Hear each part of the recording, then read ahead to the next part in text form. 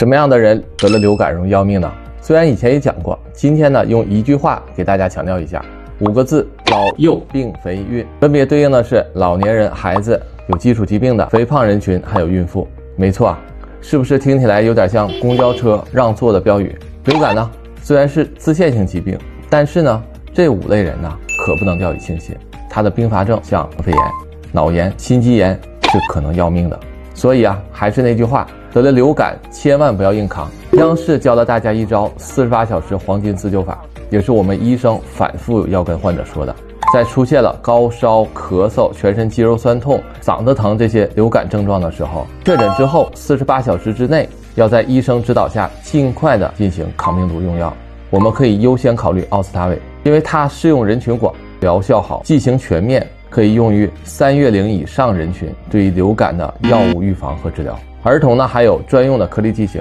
能在流感的初期抑制病毒的扩散，降低重症的风险，缩短病程。流感呢千万不要乱用药，头孢啊、阿莫西林啊这类抗生素不管用，更不要吃一堆药，不仅没效果，反而药物过量，伤肝伤肾。我建议啊，大家在家中常备一盒奥司他韦，在流感来临的时候啊，能够及时的用药，非常的有实用意义。我是张强医生，关注我，健康不迷路。